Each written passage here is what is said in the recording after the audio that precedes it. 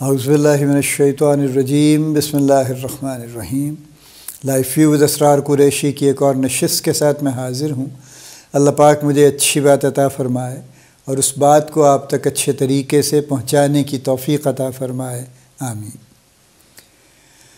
چلیے ماشاءاللہ آپ نے جاب شروع کر دی، آپ کو کچھ دن کچھ ہفتے گزر گئے۔ اب یہ سوچنے کی ضرورت ہے کہ اب آئندہ، چونکہ اب ایک لمبا کریئر ہے جو آپ کے سامنے ہے، اب اسے کس طرح سے ترتیب دیا جائے، کیسے آرگنائز کیا جائے۔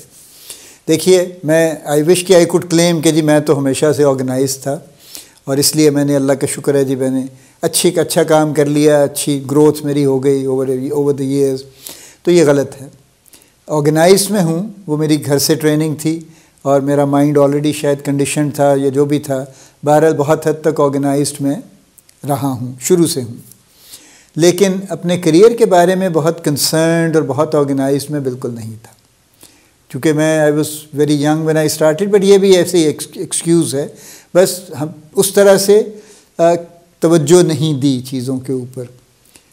ٹھیک ہے، اللہ کا شکر ہے، جاب اچھی مل گئی، کام بھی اچھا کر لیا، لیکن اس کے بعد پھر مختلف طرح کے واقعات چلتے رہے اور پھر اس طرح سے اگلے چند سال، خاص طور پہ جو شروع کے 5 سال تھے، اس میں کافی ایسی چیزیں ہیں جو غلط ہوئیں اور اس میں کسی اور کی ذمہ داری نہیں ہے، بنیادی طور پہ میری ذمہ داری ہے کہ I could not handle things well, I could not understand things well, I could not really put myself properly to the job that I was assigned, اور اس وجہ سے پھر میرے معاملات کچھ چلے، آگے پیچھے ہوئے، کچھ خراب ہوئے، لیکن وہ دور اس لحاظ سے کمفرٹیبل تھا کہ جابز ایزیلی مل جاتی تھیں اور جابز میں پریشر کم تھا، اس لیے وہ ایک جاب چھوڑی، اگلے دن دوسری مل گئی، تیسری مل گئی، یہ کوئی بڑا واقعہ نہیں تھا۔ اب یہ نہیں ہے۔ اب there are so many people around جن کی اگر خدا نخواستہ ایک جاب چلی جاتی ہے تو ان کو اگلی جاب نہیں ملتی، کافی دن بڑی مشکل پڑ جاتی ہے اگلی جاب لینے کے لیے، چونکہ کمپیٹیٹیو ہیں بہت زیادہ جاب، ایک جاب کے لیے نمبر آف اپلیکینٹس بہت زیادہ ہیں، اور پھر جو جابز ہیں ان پہ پریشر بے شمار ہے، اور اس پریشر سے گھبرا کے جب کوئی چھوڑ دیتا ہے تو اس کو اگلی جاب میں اتنا ہی پریشر ملے گا یا شاید اس سے بھی زیادہ ملے گا، لیکن پھر اس کو جاب نہیں ملتی کافی دن۔ تو اس لیے اب بڑا ضروری ہے کہ آپ شروع سے آرگنائز ہو جائیں۔ آپ کے پاس یہ پروویژن نہیں ہے یا یہ لگژری نہیں ہے کہ اچھا یار دیکھتے ہیں نا 2-4 سال کیا ہوتا ہے، اس کے بعد سیٹل ہو جائیں گے، اتنی کون سی آفت ہے، ساری عمر پڑی ہے نا، کام ہی نہیں کرنا ہے۔ اب یہ نہیں ہے۔ اب آپ کے جو پہلے 5 سال ہیں وہ یہ ڈٹرمن کر دیں گے کہ آپ کا کریئر کدھر جائے گا، اور بعض کیسز میں اور بعض جاب میں شاید آپ کے پہلے 3 سال یہ ڈٹرمن کر دیں گے کہ آپ کا کریئر کہاں جائے گا۔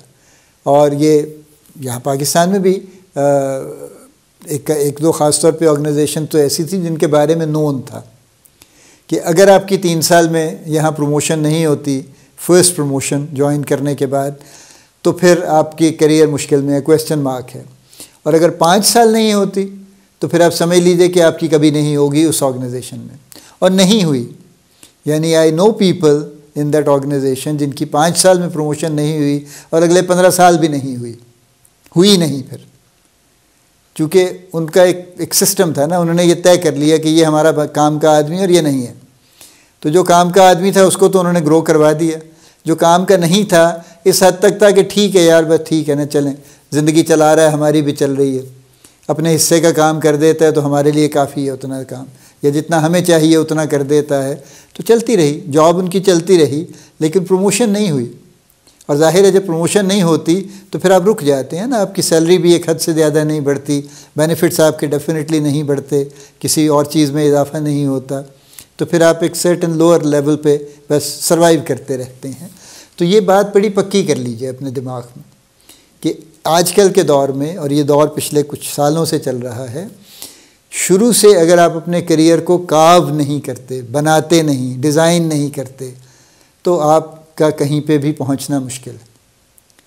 ٹھیک ہے، آپ کی جو بھی سوچ ہے، آپ کا خیال ہے، آپ کے ڈریمز ہیں، آپ کے بڑے آپ کے پروگرام ہیں، وہ سب اپنی جگہ ٹھیک ہیں، لیکن فی الحال تو آپ جس جاب میں ہیں اس میں کامیاب ہونا ضروری ہے نا، باقی تو سب چیزیں اس کے بعد ہوں گی۔ ہو سکتا ہے آپ کہیں کہ جی میرا کیا ہے جی، میں نے تو 2 سال بعد باہر پڑھنے چلا جاؤں گا جی، میں نے یہاں سے گریجویشن کی ہے جی، میں نے ماسٹرز تو UK سے جا کے کرنا ہے جی، میں وہاں چلا جاؤں گا. فائن، ضرور جائیے گا، اللہ پاک آپ کو لے کے جائے، بڑے اچھے آپ کو وہاں پہ تعلیم دلوائے اور سب کچھ ہو. لیکن یہ جو 2 سال ہیں یہ ڈٹرمن کریں گے کہ آپ وہاں جا کے بھی کیا کر سکیں گے یا نہیں کر سکیں گے. دیکھیے میرا پوائنٹ سمجھنے کی کوشش کر لیجئے. جو میں آپ سے بات کر رہا ہوں وہ میں بات کر رہا ہوں اپنا مائنڈ سیٹ ٹھیک کرنے کی، کیونکہ وہ آپ کو ہر جگہ لے کے جائے گا. وہ آپ کو ماسٹرز بھی کروائے گا، وہ آپ کو PhD بھی کروائے گا، وہ آپ کو سارے کام کروا دے گا.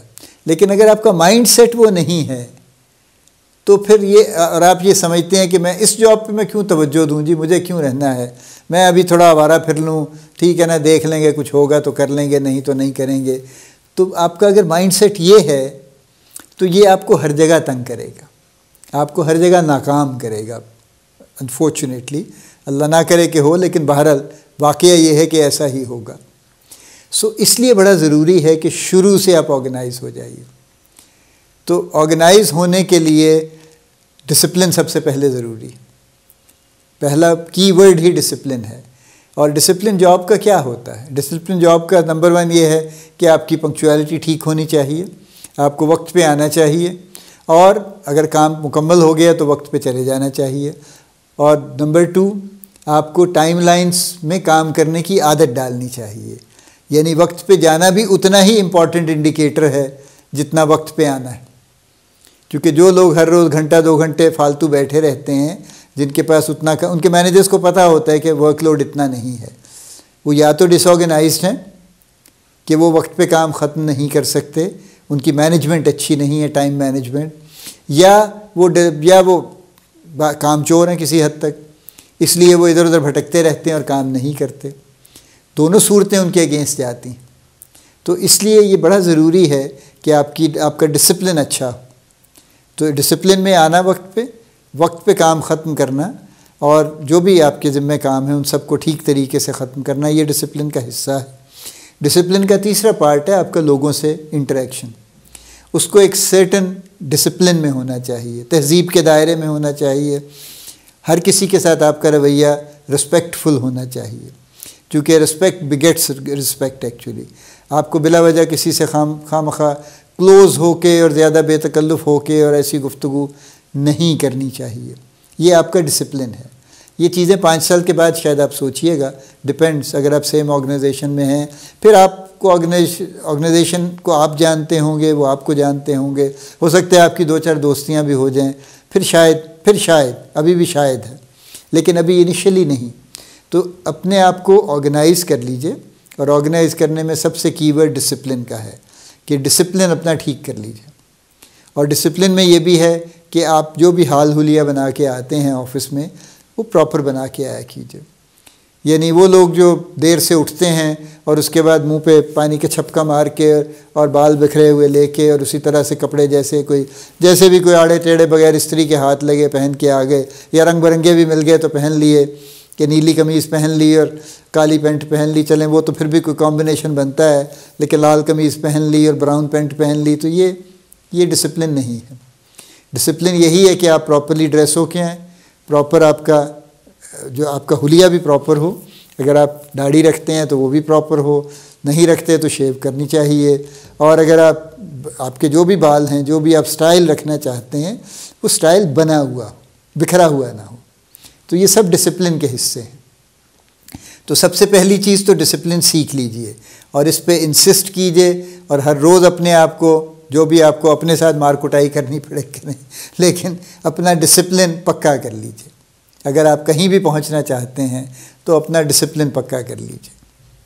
اللہ پاک آپ کو بڑی کامیابیاں عطا فرمائے. اللہ پاک آپ کا حامی و ناصر ہو، ہم سب کا حامی و ناصر ہو. آمین.